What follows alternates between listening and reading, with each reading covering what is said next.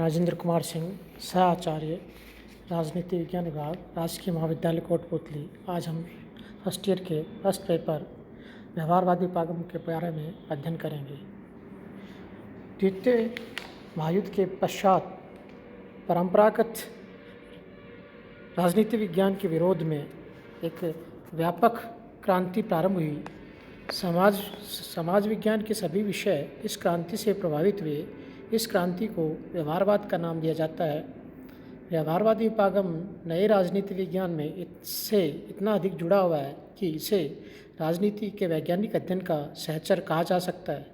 कभी कभी तो ये माना जाता है कि अन्य अनेक उपागम जैसे संचार सिद्धांत, प्रक्रिया सिद्धांत व्यवहारवादी क्रांति की उपज है।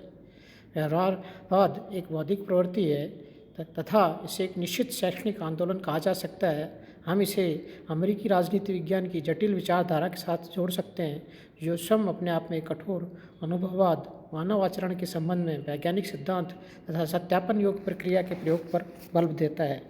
राजनीति विज्ञान में व्यवहारवाद आधुनिक प्रयासों एवं दृष्टिकोण की देन है।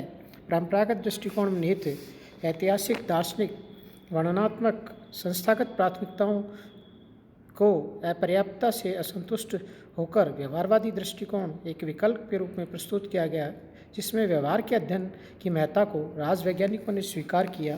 राजनीति विज्ञान के संदर्भ में व्यवहारवाद मुख्यतः अपना ध्यान राजनीतिक व्यवहार पर केंद्रित करता है। व्यवहारवाद अनुभवात्मक शोध और प्रविधियों के निरंतर सुधार में विश्वास रखता है। यह अनुभवात्मक और क्रियात्मक दोनों है। इसमें अनुभव भी है और क्रियात्मक भी है, जिसमें व्यक्तिनिष्ठ मूल्यों, मानवीय विवरणों, कल्पनाओं आदि का कोई स्थान नहीं। इस दृष्टि से व्यवहारवाद परंपरावादियों से बिल्कुल भिन्न है। वे कुछ विद्वान कहते हैं कि व्यवहारवाद परंपरावादियों जैसा ही है, लेकिन व्यवहारवाद परंपरावादियों से बिल्कुल भिन्न है। वे राजनीति विज्ञान को राज्य की कानूनी और दार्शनिक सीमाओं में बांधने के लिए तैयार नहीं है। व्यवहारवाद से जब हम अभिप्राय की बात करते हैं तो 19वीं शताब्दी के अंतिम वर्षों में राज्य, समाज एवं मानव का व्यवस्थित अध्ययन विश्वविद्यालय स्तर पर प्रारंभ हो गया था। इस प्रकार के अध्ययन का सामान्य नाम प्राय सामाजिक विज्ञान प्रचलित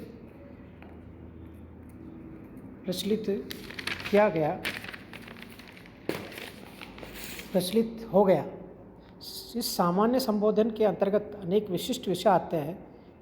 संपूर्ण सामाजिक विज्ञान के लिए व्यवहारवादी विज्ञान की संज्ञा दी जाने की एक घटना संयोग मात्र है। संयुक्त राज्य अमेरिका में कांग्रेस की एक समिति राष्ट्रीय विज्ञान निधि की स्थापना पर विचार कर रही थी, जिसका उद्देश्य विज्ञान में उच्च स्तरीय शोध के लिए आर्थिक साधन जुटाना था।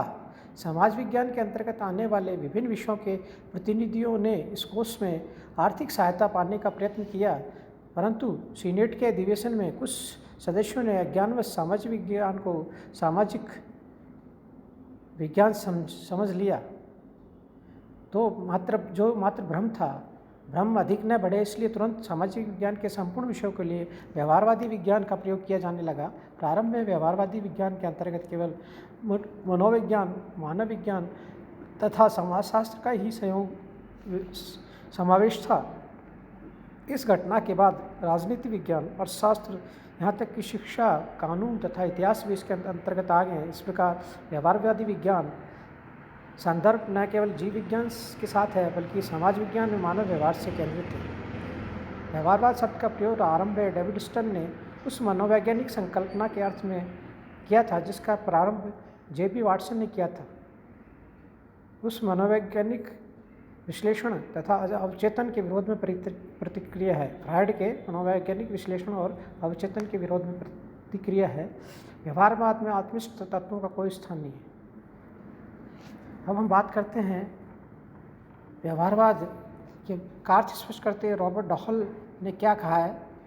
रॉबर्ट डहल व्यवहारवाद के बारे में कहते हैं, यह राजनीति विज्ञान के अंतर्गत एक ऐसा आंदोलन है जिसमें अनेक ऐसे राजवैज्ञानिक, विशेषकर अमेरिकी संबंध है जो परंपरागत राजनीति विज्ञान से असंतुष्ट है।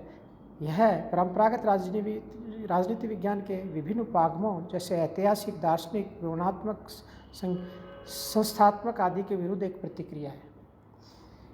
व्यवहारवादी राजवैज्ञानिक ये मानते हैं कि कतिपय नवीन पद्धतियों एवं उपागमों का विकास किया जा सकता है जिसकी सहायता से राजनीति विज्ञान में आनुभविक प्रस्तावनाओं उस सीमा तक व्यवस्थित सिद्धांत का विकास संभव है। यह एक ऐसा आंदोलन है जिसका उद्देश्य राजनीतिक अध्ययन को आधुनिक मनोविज्ञान, समाजशास्त्र और अर्थशास्त्र में विकसित सिद्धांतों, पद्धतियों, खोजों और दृष्टिकोणों के निकट संपर्क में लाना है। यह एक ऐसा प्रयत्न है जो राजनीति विज्ञान के अनुभविक तत्वों को अधिक वैज्ञानिकता प्रदान करता है। इसका उद्देश्य प्रशासन संबंधी सभी घटनाओं को मनुष्य के एक ऐसे व्यवहार के रूप में प्रस्तुत करना है जिसका परीक्षण कर लिया गया हो तथा जिसका परीक्षण किया जा सकता हो। व्यवहारवाद विषय के अनुभविक तत्वों को अधिक वैज्ञानिक बनाने का प्रयत्न करता है।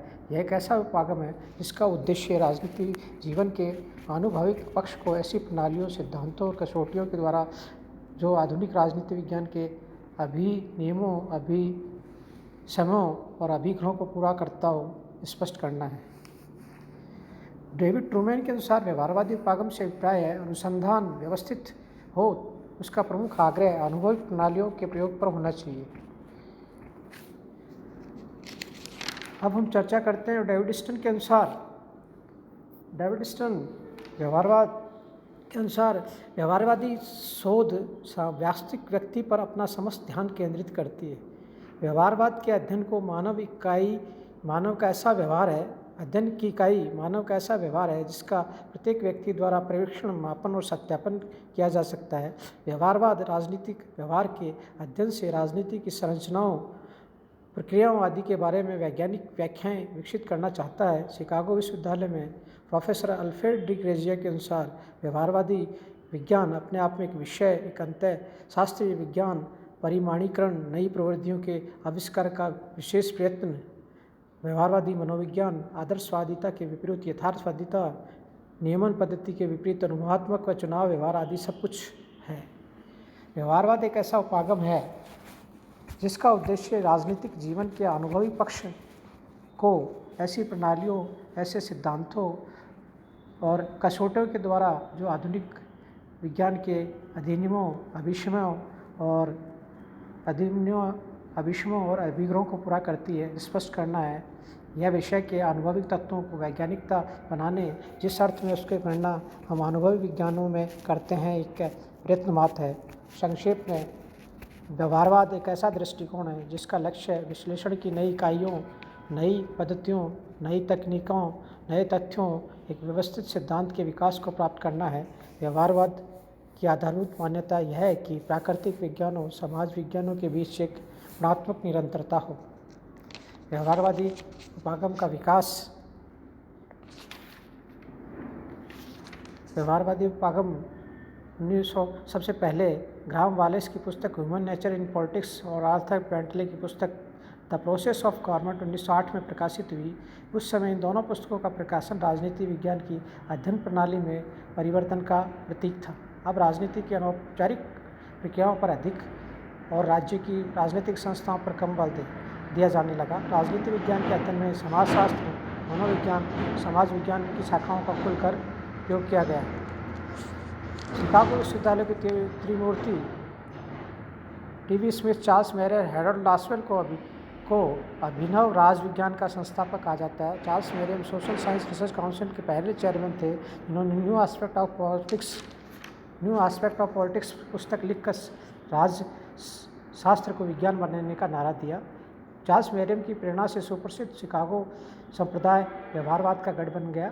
मेरियम की प्रेरणा से ही विद्वानों ने विश्लेषण की सांख्यिकी तकनीक का प्रयोग करना प्रारंभ कर दिया।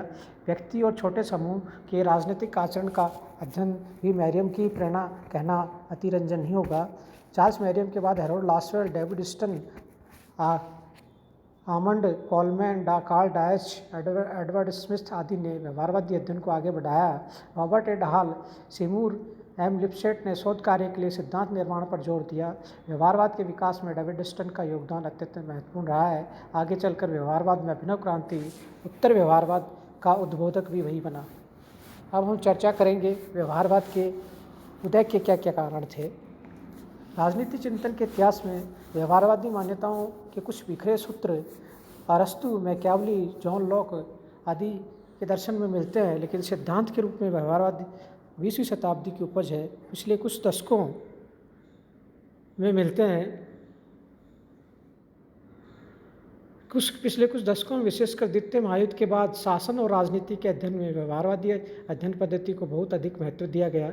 यह अध्ययन पद्धति 20वीं शताब्दी की महत्वपूर्ण देन है, जिसे विकसित करने का श्रेय अमेरिकी राजनीतिक वैज्ञानिकों शिकागो स्कूल को है। व्यवहारवाद के उदय और विकास के मूल में अनेक कारण रहे हैं, जिसमें अनेक कुछ अधोलिखित कुछ प्रमुख हैं।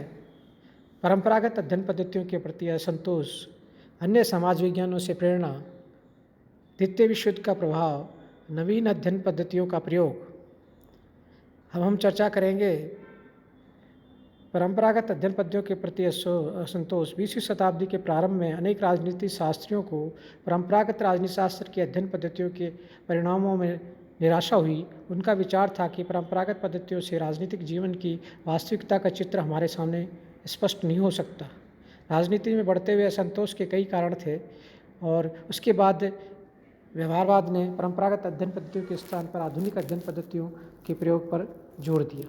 अन्य समाज विज्ञानों से प्रेरणा, अन्य समाज विज्ञानों में अध्ययन के नवीन तरीकों और उपकरणों का प्रयोग को प्रोत्साहन मिला तो राजनीति शास्त्र का इससे अछूता रहना संभव नहीं था। रॉबर्ट डाहल ने लिखा है कि व्यवहारवाद एक ऐसा आंदोलन है जिसका उद्देश्य राजनीतिक अध्ययन को आधुनिक मनोवैज्ञानिक समाज शास्त्र अर्थशास्त्र में विकसित करना, विकसित सिद्धांतों, पद्धतियों, खोजों और दृष्टिकोण के निकट संपर्क में लाना है।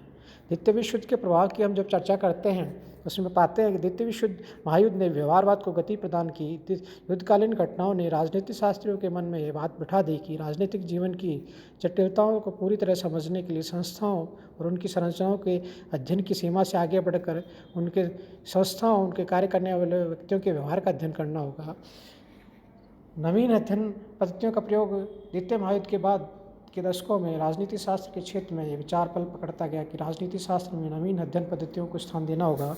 परीक्षण, उपागम, परीक्षण उपकरणों, सर्वेक्षण पद्धतियों, सांख्यिकी विश्लेषणों, गणितीय प्रारूपों, निर्देशन, सर्वेक्षण जैसी प्रविधियों के बढ़ते हुए प्रयोग ने राजनीतिक व्यवहार के अध्ययन को वस्तुनिष्ठ बनाकर व्यवहारवाद का पोषण सहज किया।